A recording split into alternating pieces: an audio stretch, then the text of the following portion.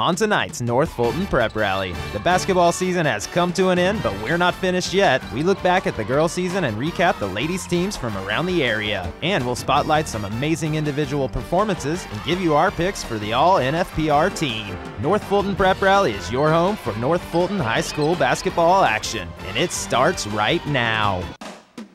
Comcast presents your source for North Fulton High School sports. This is North Fulton Prep Rally. Hello and welcome to another edition of North Fulton Prep Rally, your weekly high school sports program featuring the very best North Fulton High School action. I'm Chase Watson, joined by Nathan Shutter, year-round on Comcast Channel 25. Catch us here weeknights at 6, 8, and 10. And Nathan, it was another exciting season of girls basketball here in North Fulton. Yeah, just like clockwork, the Wesleyan girls claim yet another state championship, and then you had the great run by the Alpharetta Lady Raiders, winning a region championship during the regular season as well as the tournament, getting that #1 seed. Just a fun year all around here in North Fulton for girls basketball. It really was an exciting ride. Well, it's time now to take a look back at the girls' teams from around North Fulton, and we start in Region 6, 5A with the Alpharetta Lady Raiders. Yeah, great year for the Lady Raiders, finishing 24-4 overall, 12-0 in the region. Of course, won the region tournament as well. They lost to a very tough Mill Creek team, 51-49 in the second round of the state playoffs. They finished the season ranked #9 in 5A. Hollenbeck, Alexander, and Newsom all graduate, but they return a lot of quality talent with Lauren Brown, Kylie Smith, Tasia Finley, some very good players coming back as well. And how about Roswell? A little bit of a tough year for Roswell, 12-16 overall, 6-6 in the region, but hey, they still made the state tournament. That's what it's all about. They were the #3 seed from Region 6. They lost to Marietta 69-30 in that first round. They only graduate 3 seniors, including Valerie Shields, who is definitely one of their blue-collar players this season, but Andriana Keys will be back. And what about the Milton ladies? Yeah, 9-16 overall, 6-6 in the region. They did not make the state playoffs. They lost to West Forsyth 55-41 in the region tournament. A little bit of an upset at the time.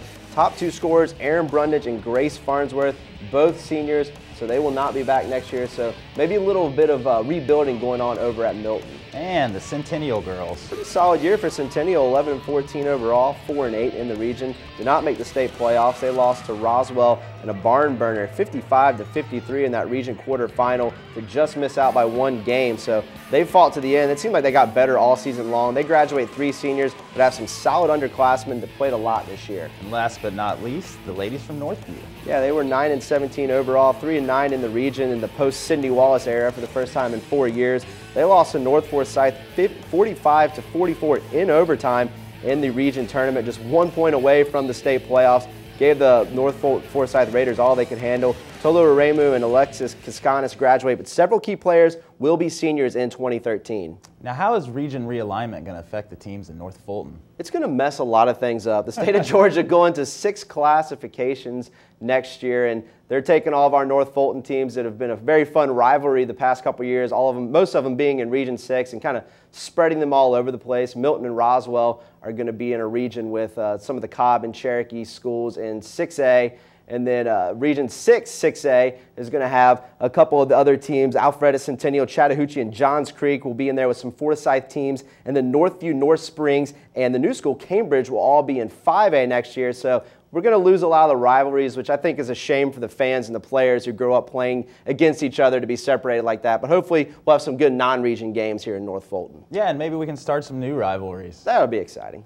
Well, there's a lot of good basketball played in Region 6, but it's not the only place to see quality hoops. So let's take a look at the rest of North Fulton, and we start with the Wesleyan Lady Wolves.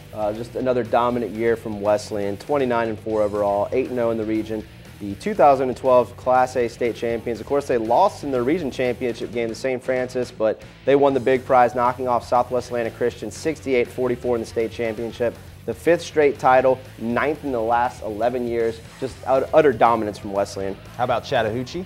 A little bit of a down year after a great year last year. 11-15 overall, 7-8 in the region. They had a very inexperienced team. They graduated all their starters last year and had a new head coach. They'll be losing a trio of seniors this year, but you know, a lot of them didn't start last year. They have a lot of younger players that got a lot of playing time this year. And not a bad year from Johns Creek. No, a very good year for Johns Creek. 12-14 overall, 6-9 in the region.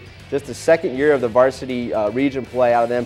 They only won 2 games all of last year, so to win 12 this year was quite a jump. And they're a very young team that had freshmen starting at key positions and making huge impacts this year. And kind of a tough year for North Springs. Yeah, 11-16 overall, 5-7 in the region. They lost to St. Pius 53-17 in the region tournament, so they did not make the state playoffs. They only won consecutive games twice this season. Seemed like they had a lot of trouble kind of getting on a roll, never really had momentum, and when you're losing and winning games, it's kind of hard to get into a flow and a rhythm and put something together. And finally, how about the ladies from Blessed Trinity? Yeah, not a great overall record at 8-16, but they were 6-4 in the region. They did not make the state playoffs. They lost to Decatur 74-53 in the region tournament, but they finished third in a very difficult sub-region. They do graduate 6 seniors, so will be a different roster next year, but very good competition in the region against a lot of very tough teams.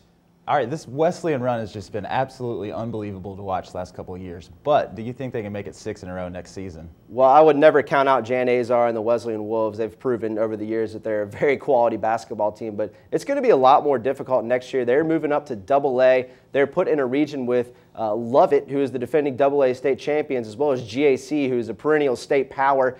The good news is there's only 5 teams in their new region. 4 of them have to make the state playoffs, so the chances are they're going to be a state playoff team no matter what, because the other teams aren't as good in basketball, but they're definitely going to have it tough next year. Lovett returns a lot of players, so that should be a lot of fun to watch. I have a feeling Wesleyan's going to step up along with their competition. Never count them out. Absolutely. Well, North Fulton is a hotbed for talented players, and it's time that we recognize those individuals on the All NFPR first team, beginning with Alpharetta's Kylie Smith. Yeah, great all-around player. She averaged over 16 points per game, almost 4 rebounds per game from a guard/forward position, and 2.5 assists per game while shooting 45% from the field. She's a 4-star ranked number 52 in the nation. She was the region player of the year. She is only a junior, but already committed to Vanderbilt for the class of 2013. We also have Roswell's Andriona Keys. She was the key to Roswell's success this year, averaging over 23 points per game, over 7 rebounds per game, 4 assists per game, 3 steals per game. Just an all-around great player. She's only 54 points away from the 1,000-point club with 2 years of varsity play left. And Alexis Alexander from Alpharetta. Yeah, the transfer from Chattahoochee played big this year for her new team.